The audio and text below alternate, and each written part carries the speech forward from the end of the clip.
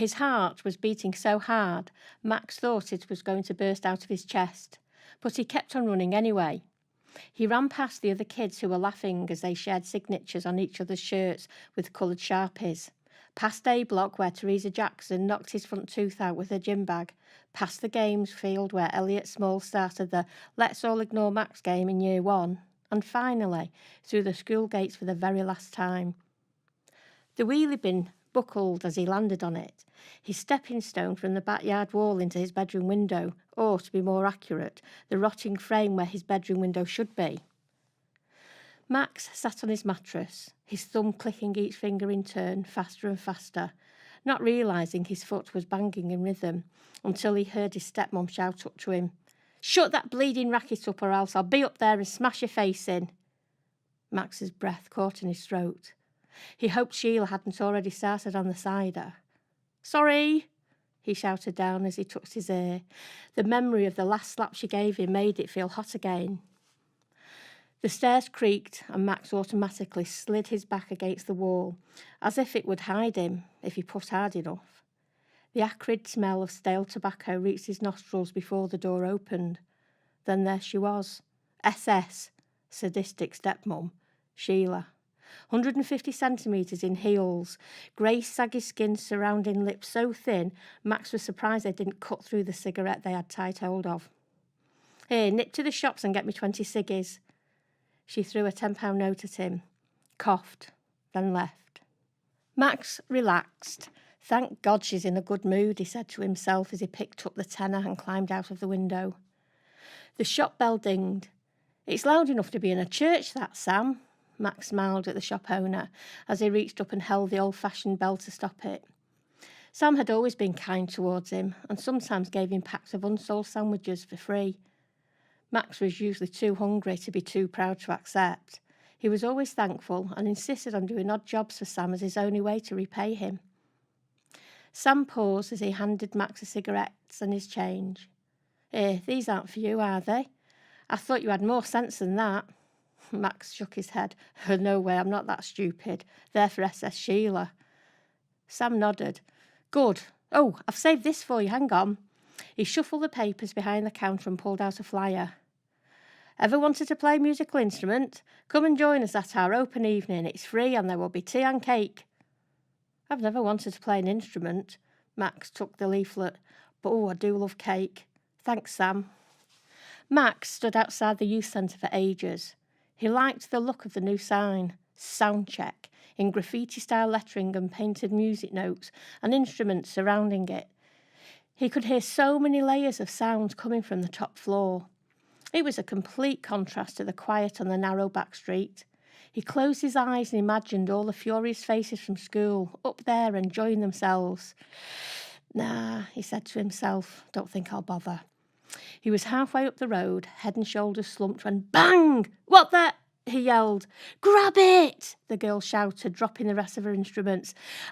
Max was startled as the girl with blue-tipped bleached hair, multiple piercings and tattoos raced past him as she chased the big bass drum. When he realised what had happened, he started running too. "It's going into the road!" the girl screamed. Max put an extra spurt on and, wow, I've never seen anyone leap over a drum before. The girl bent over, hands on her knees, as she tried to catch her breath. Max leaned over the drum and circled his hands in the air, unable to speak. "Thank you, I'm Jen." Jen smiled. "I saw you standing outside the club. Why didn't you go in?" Pushing the drum towards her. I have to go, really," he replied. "OK, that's cool, but can I ask you a big favour first? Would you please help me get this up the stairs? As you can see, I don't have enough arm length for all this gear." She laughed as she pointed at the discarded objects lying near the youth club entrance. "Don't look so worried. No one will bite, honest," she said as she picked up the rest of her gear. "Recognise anyone?" Jen asked when they walked in. "Hey guys, this is..." She turned to him and whispered, "What's your name?" "This is Max, and he can run faster than a drum can roll." Jen was obviously older than she looked. She seemed to be in charge. He smiled to himself. He tried to imagine Mr. Madrill having blue-tipped, bleached, spiky hair and a ring in his nose linked to his ear with a black chain. Max was surprised at how being in the room made him feel. It wasn't something he was used to. He felt safe. Want to try hitting the drum rather than catching it? Jen's voice cut through his thoughts, and the noise of around 20 kids laughing and talking. Sure, why not? He replied. Hoping SS Sheila wasn't back from the pub, Max let himself in by the front door and, avoiding tripping over the mounds of empty cans and takeaway wrappers, he shot upstairs to hide the stash of leftover cake that Jen had insisted he take home, to share with your family. That'd keep him going for a couple of days. Over the next few weeks, Max wondered if Jen just wasn't very good at working out how much cake to buy, or whether she knew how much it helped him out, him being able to take the leftovers. He didn't much care, though it felt that she did. Max didn't really like playing the instruments. He tried them all, but he just couldn't find one he liked. Hey Max, you said you liked drawing, didn't you? Jen asked one day. Yeah, I'm quite creative. I like to put my own twist on things, though, he said.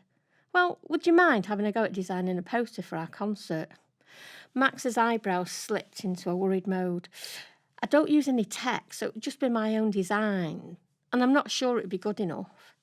Sure it will. I've seen your notebook doodles, and they're great. Let's have a look. Jen held out her hand. Max took his notebook from his back pocket and handed it to her. See, she said, these are really fabulous. In fact, I can see this one would translate perfectly as a tattoo. Do you think it'd fit here, in between these two? Jen rolled her sleeve up to show tats of a dragon and a zombie. Wow, they're amazing. You'd never have to go to tattoo fixers with skill like that, Max said. I love that programme. Jen rolled her sleeve down. Me too, it really inspires me. It's amazing to see how they can take a botched tattoo and create something mega from it, Max beamed. Jen's assistant, Ben, called out from the kitchen. Jen, Malt's called in sick. He said he's very sorry, but he can't come in today. Bloody hell, Jen whispered, not quietly enough. Oi, language, shouted one of the littlies. Sorry, she shouted back. Hey, Max, do you think you could help out recording the practice session? It's dead easy. Look. And that's how the rest of the evening was spent, with Max learning how to record and mix sounds. By the time he got home, he was buzzing. Max had always been a quick learner, but his learning was supersonic when he had an interest in the subject, and he was very interested in this. He might not enjoy playing instruments, but he found he loved messing around with sounds that other people made. He was overjoyed when Sam told him that the library had computers that anyone could use, as long as they booked their time on them. The next week, Max couldn't wait to get to Soundcheck to talk to Jen about the research he had done. Sorry, mate, Jen's not here. She's caught this bug going round, Sashin, one of the other youth workers, told him. He was about to go home when Sashin handed him a box. But she left this for you before she went home. He handed over a large bubble-wrapped envelope with a box in it. She said if you were going to help Malk with the mixing, you'd need some equipment.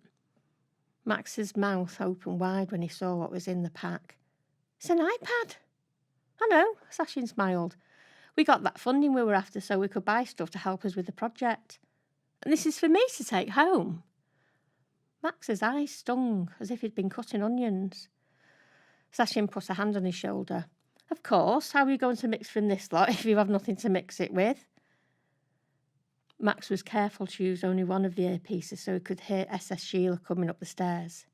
He had a feeling that if she knew about the iPad, it would disappear, only to reappear on eBay the same evening.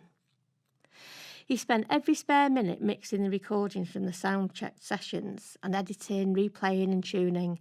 He found the library, again, was a great place to work. Months of hard work paid off. On the night of the concert, it seemed like half the town had turned up. Even the mayor made an appearance. The Soundcheck bands played live music and everyone danced. They had a great time. Max stood at the back smiling. He was so proud of his friend's achievements. The evening went by so quickly, and just after Jen and her team had thanked everyone for their hard work and everyone else for coming, she held up a CD. And don't forget, thanks to the talents of Max, who has tirelessly worked to burn this CD of all these guys' work, he also managed to design the cover, which is available as a T-shirt. All proceeds go to the club so we can support more young people to find their voice. The sound of the music was drowned out by the crowd's clapping. At the end of the evening, the youth workers and Max sat down at last, eating cake. There was mess everywhere, but a good mess, the kind of mess that happens when people have had a good time. Did you think when you first stood outside the club that you'd be here tonight? Jen looked at Max. Not in a zillion years, he laughed. I was a bit anxious about coming in because at school you get judged straight away and they don't leave you all alone, but here, there's music playing all over the place with friendly people, and it's really great. Jen smiled. It's been fab to see your confidence grow. In fact, you've done so well, She looked at the other youth workers. We thought we'd asked if you'd mentor some of the newer club members. Max took a deep breath. Really? Me? Are you sure? Sashin laughed. Yes, you. Only thing is, there's one thing we need to know. Yes, said Jen. Can you bake cakes? I've never tried, but I'll give it a go, he replied. Max was buzzing. The memory of last night made him smile as he walked to Sam's to get SS Sheila's shopping. He was so happy that he was still humming one of the tunes from his favourite band when he got back home. The moment he walked in, he could tell something was wrong. The humming stopped as his heart froze, dropping down to his belly as the ice-cold horror of realisation hit him.